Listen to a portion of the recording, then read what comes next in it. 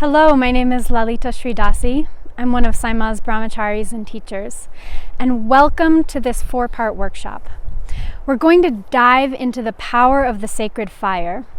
And in this video, I'm going to share with you what is the sacred fire and why it's the single most powerful tool that Saima has given us to transform our karma, purify our energy, and ultimately reach a state of enlightenment. I'll speak about the ancient Vedic science of yagyas and how they work to achieve a specific result in our lives. And I'll speak about the Mahayagya and the results that we've seen from the Saima's Mahayagya created in October, and how we can use the power and energy that was generated there to continue to purify our energy and achieve more freedom in our lives.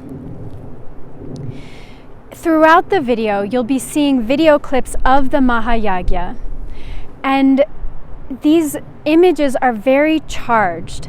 I invite you to really take them in, breathe in the images of the fire into your eyes. And these images have the power to transform your brain and transform your energy, bring you into a higher state of consciousness.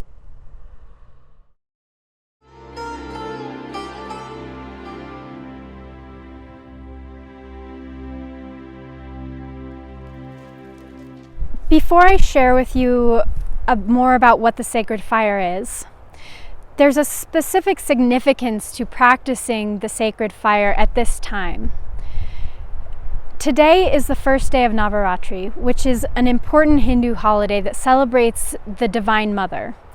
It goes for 9 days and 9 nights, and on the 10th day, we celebrate Victory Day, which is the victory of light over darkness.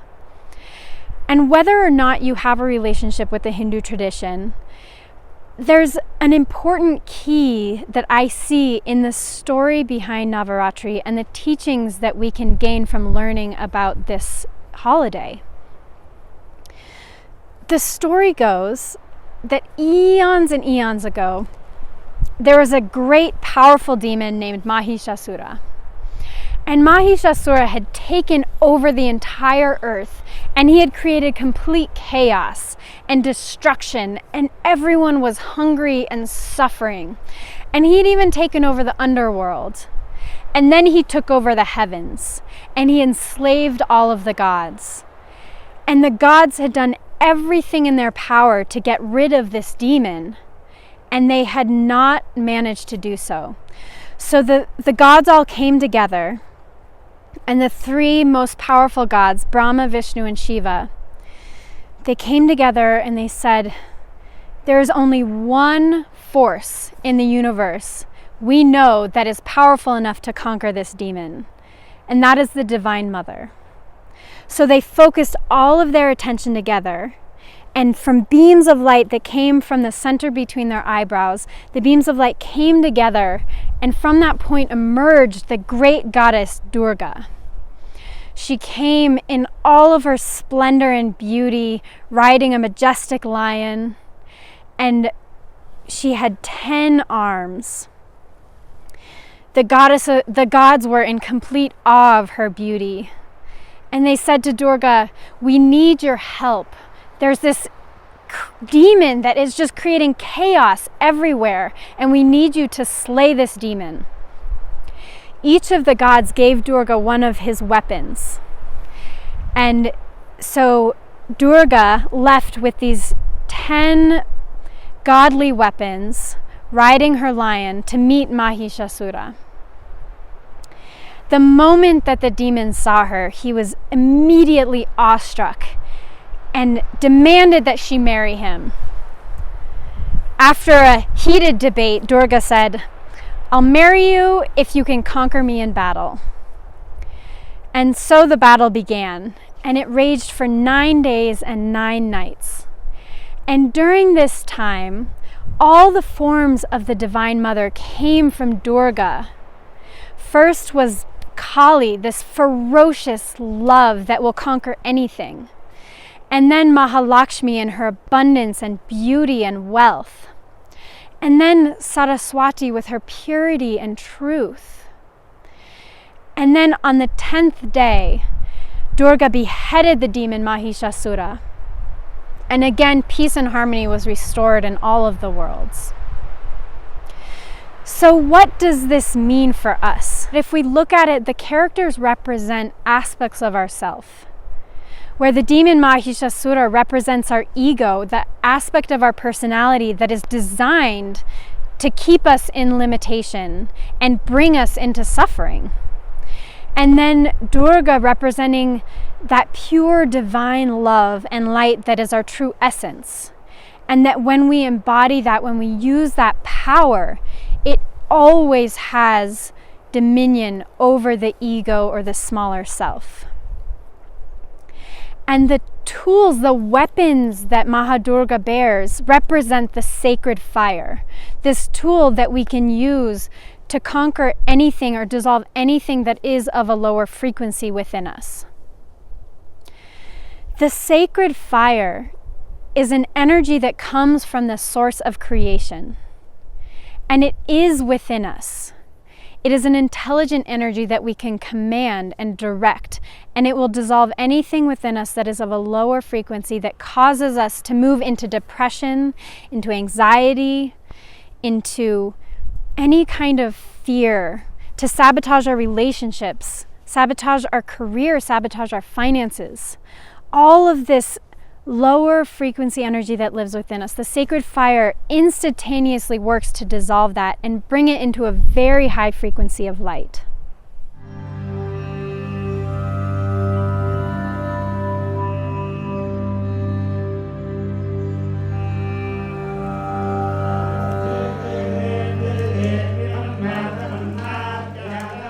The Vedas are said to have been brought to the sages thousands and thousands of years ago by Lord Shiva himself. And they contain all the knowledge and teachings needed to live a life of divine manifestation. They teach us how to perform yagyas, and they live in the form of sound. So the Vedas are the manifestation of these divine frequencies in the form of sound. One way to think about it is in the English language, for example, if I say the word apple, vibrationally it means absolutely nothing. It's just a sound that sounds like apple. If I say the word apple in Sanskrit, it is the precise vibration manifestation of an apple. So when we hear the Vedas, it is the frequencies, the pure divine frequencies manifesting whatever it is that they're speaking about. The fire itself is the vehicle to carry these chants and the offerings into the world of spirit, from the third dimensional world into the divine frequencies of light. We offer different things to the fire depending on the result that we're trying to achieve. So, for example, when we offer to the Mahalakshmi Yagya to achieve abundance and wealth, we offer red roses dipped in honey or lotus flowers dipped in honey. And these flowers, which are in our physical world the greatest manifestation of abundance and beauty, and the honey representing enlightenment. So when we give this physical offering of flowers and honey into the fire, it carries that into the world of the divine world that can then offer us these blessings of abundance. So these offerings that we make to the fire create a space within us that can then be filled by the same frequency of light. The priests that perform the yagyas are trained from a very, very young age. And the Vedas are an oral tradition, so they learn these Vedas by heart. They have their daily spiritual practice, their purification rituals, their meditation, their chanting, and they really take it very seriously that they have to be vehicles to perform these ceremonies. What's so unique about the Vedas is that they're chanted exactly the same anywhere you go in India and for all of time. If you go to the north, if you go to the south, you'll hear the exact same rhythm, the same intonation, the same syllables and sounds.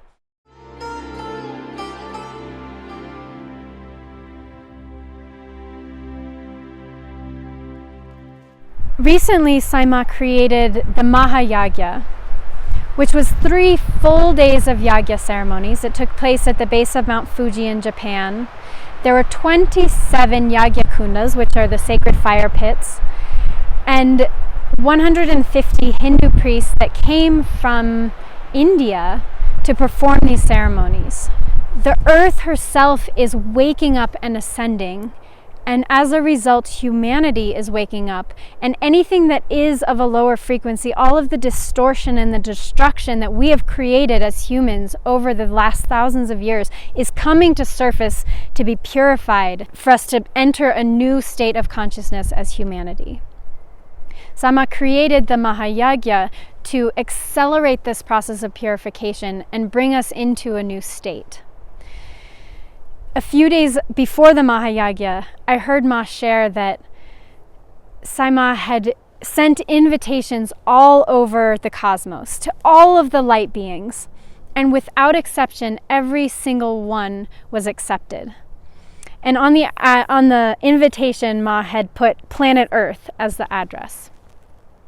And during the Mahayagya, all of these light beings from all over creation came to be present for this momentous occasion. And throughout the Mahayagya, the grid of planet Earth was permanently shifted to a grid of light, which then affects us every single day of our lives to bring us as humanity into a higher consciousness. Saima shared that Ma was so satisfied with this work, and since the Mahayagya, the work has not been the same. Many of us had the honor of sponsoring the yagya or being physically present at the yagya. For me to be up close and witnessing the majesty of the flames and the dynamic changes between different ceremonies and feeling the reverberation of the chants in my body, preparing the offerings for the fire, I had never seen anything so beautiful. I'm very pleased to share with you that we have a series of 6 Mahayagya videos that will be released next week. And these videos really capture not only the beauty of what took place, but the energy of what was put out through the Mahayagya. And these videos are designed for you to use as a tool in your daily life, to sit for 10 minutes and receive the very high frequency energies through your eyes, into your brain, into your body, into your subtle bodies. You'll receive a video of Achyutananda Das, Saima's successor, teaching you exactly how to use the sacred fire and engage with these Mahayagya images for your transformation. Use the power of the sacred fire during this 9 days of Navaratri, when there's so much available for us to focus in our practice and really transform our lives through the use of these tools.